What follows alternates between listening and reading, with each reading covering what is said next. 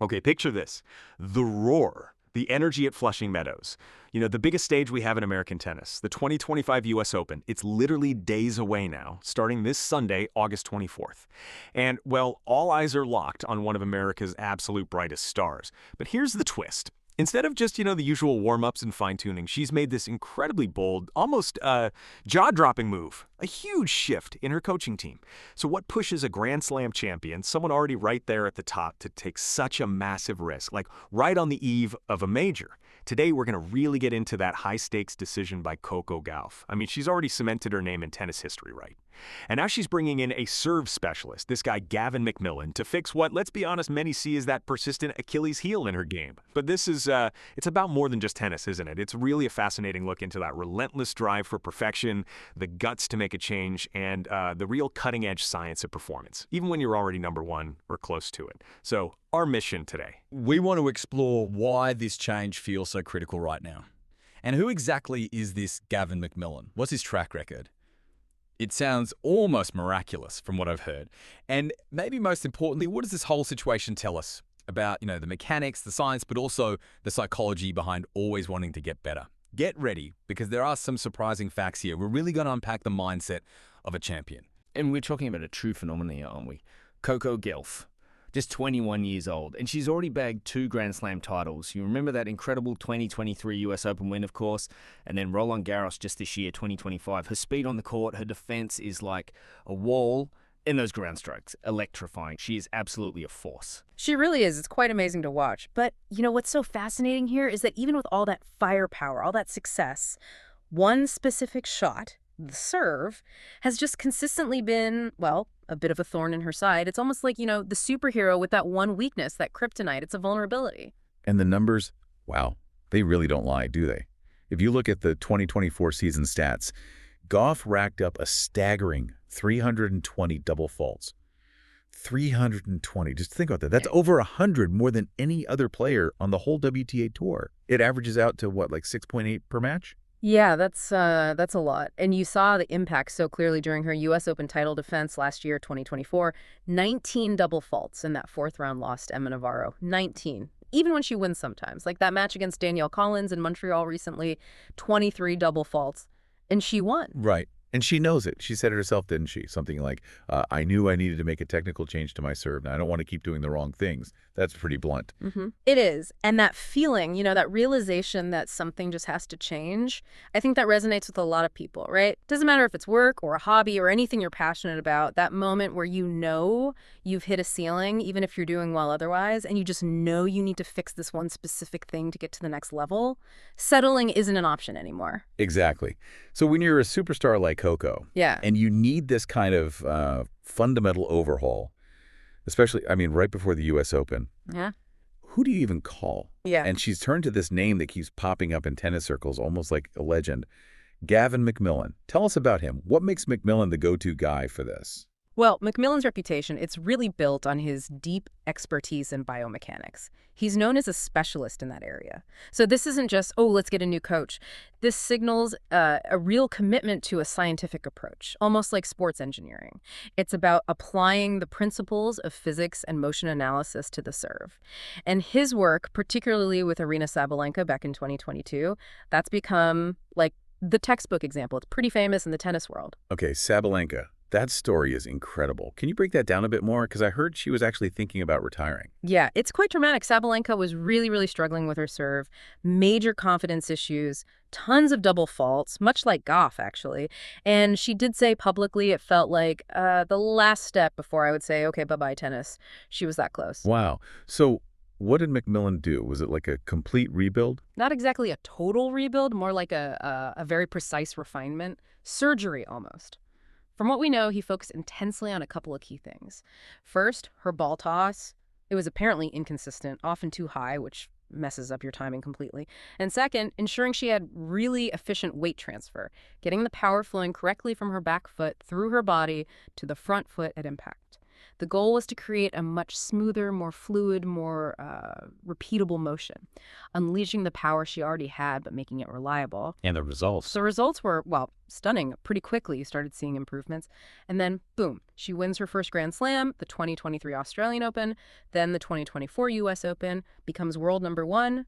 Right. Her serve went from being this huge liability, this source of like constant anxiety, to now being one of the most feared weapons on the entire tour. It's a total 180. Shows you what that kind of targeted expertise can do. Just imagine that, though.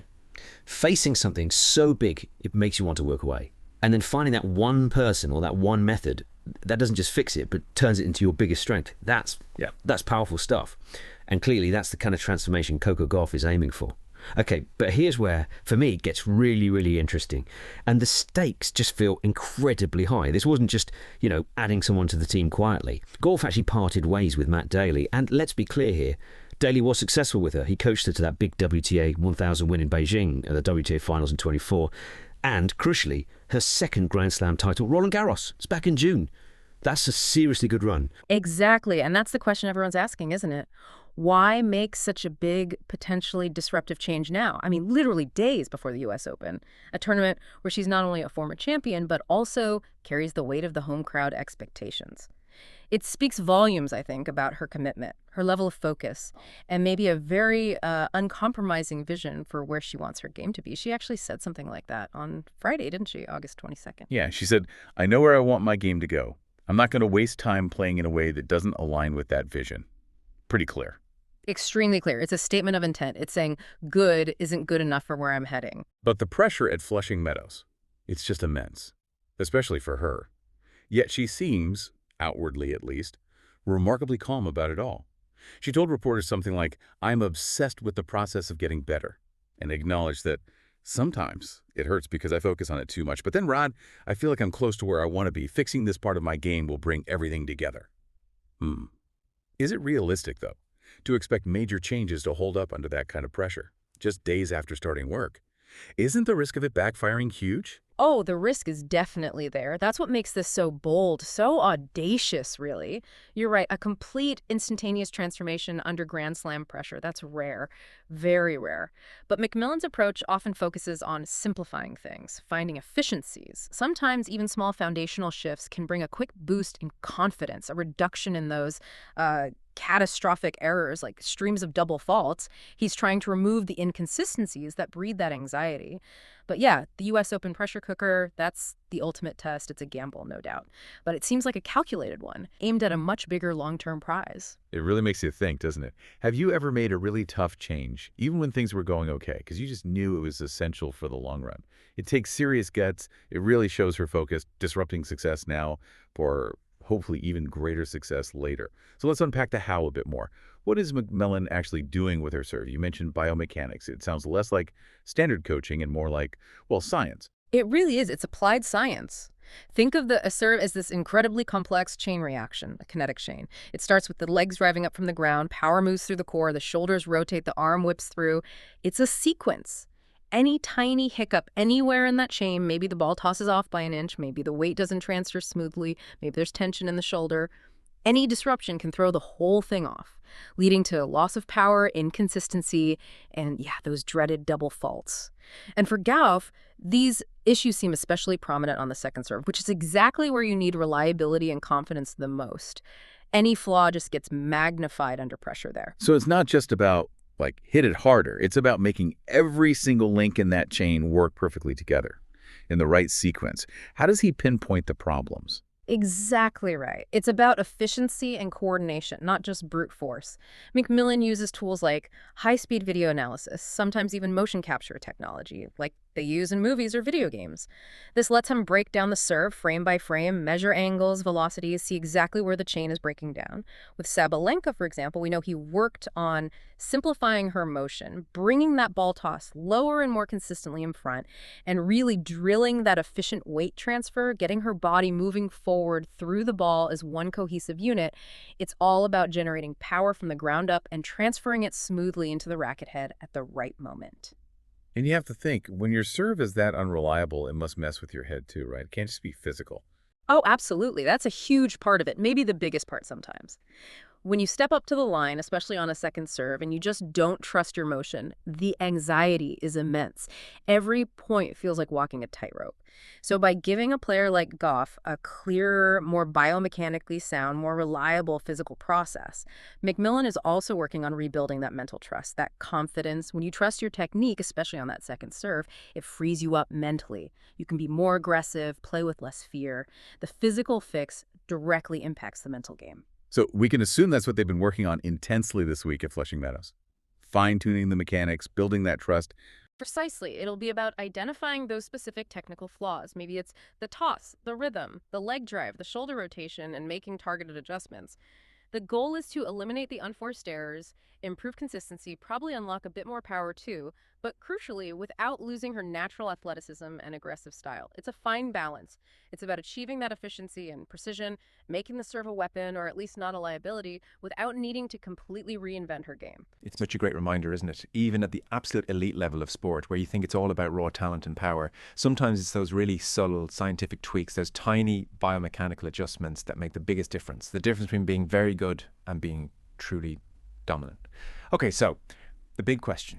What does this all mean for the 2025 US Open? It starts Sunday. The women's field is, as always, absolutely loaded. You've got Sabalenka at world number 1, defending champ. Iga Swiatek is always relentless. Plus dangerous challengers like Jasmine Paolini, Emma Navarro. Everyone's hungry for it. Does this bold move position go for an immediate title run, do you think? Or is this more about the long game? That really is the million-dollar question, isn't it? And honestly, it's probably a bit of both. Of course, the U.S. Open is massive. Playing on home soil, she'll desperately want to do well, maybe even win it again. But this decision, especially the timing and the coach she chose, it screams long-term ambition to me. She's clearly not satisfied with being a 2-time Grand Slam champion. That sounds crazy to say, but it's true. This feels like a move designed to make her a more complete player, someone who can dominate consistently on all surfaces for years to come. She even said something recently about fans expecting wins every week, but it's not that easy, and that she's focused on the long term. So yeah, while immediate results would be amazing, this feels bigger than just this one tournament. It's about shaping the next phase of her career. Yeah, I saw that ESPN's Darren Cahill, who really knows his stuff, praised the move. Called MacMillan's approach meticulous and noted he works with athletes in other sports too. He called it a great partnership for Coco. No. And we know with Sabalenka, the results weren't literally overnight, but improvements came pretty quickly. You know that Flushing Meadows crowd is going to be electric, ready to lift her up. But realistically, how long does it take for a change like this to really stick, especially under match pressure? That's where that balance of urgency and patience is so key. You hit the nail on the head. Could we see immediate improvements? Fewer double faults? More confidence on the second serve? Absolutely, that's possible, even likely if the initial work clicks. MacMillan's method often gives players a quick reset, a feeling of control they might have lost. But achieving true mastery, where the new technique is completely ingrained and holds up automatically under the most intense pressure championship points in a Grand Slam final, that usually takes months, not days or weeks. So the key will be how quickly she can integrate these changes and trust them when the points really matter. It's like you said, this isn't just about winning the next match or even this U.S. Open. It's about that relentless pursuit of excellence, needing both that bold, immediate action and a strategic, patient, long-term vision. That combination, that's what separates the great ones. So we've really dug into this audacious, you could say high-stakes move by Coco Gauff, a champion already so successful, but refusing to stand still. Bringing in the serve doctor Gavin MacMillan literally on the doorstep of the 2025 U.S. Open. And as we've talked about, this story is so much more than just tennis, isn't it? It's this fascinating intersection of cutting-edge biomechanics, sheer mental strength, and really the raw courage it takes to make big changes when you're aiming for profound growth. Yeah, absolutely. So thinking about the big takeaways here, especially for anyone listening who's interested in performance or improvement. First, it really hammers home that true greatness isn't just about polishing your strengths. It's also about having the bravery to stare your biggest weakness right in the face and decide to fix it even when you're already successful. That's huge. Second, it shines a spotlight on the power of a scientific, data-driven approach like biomechanics in unlocking peak performance. Sometimes tiny adjustments yield massive gains.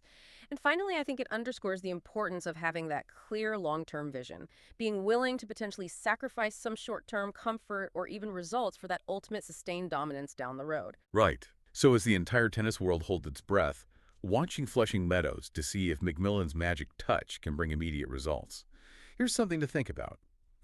What is Coco Gauff's willingness to openly confront her weakness, to essentially rebuild a core part of her game right out in the open at the peak of her success? What does that teach us about pushing past our own comfort zones? Is real greatness found not just in perfecting what we already do well, but maybe more so in having the courage to tackle our biggest, most nagging challenge head on? What part of your own game, in your work, your hobbies, your personal growth, could maybe benefit from that kind of deep dive and perhaps a strategic, maybe even a bold shakeup, something to chew on?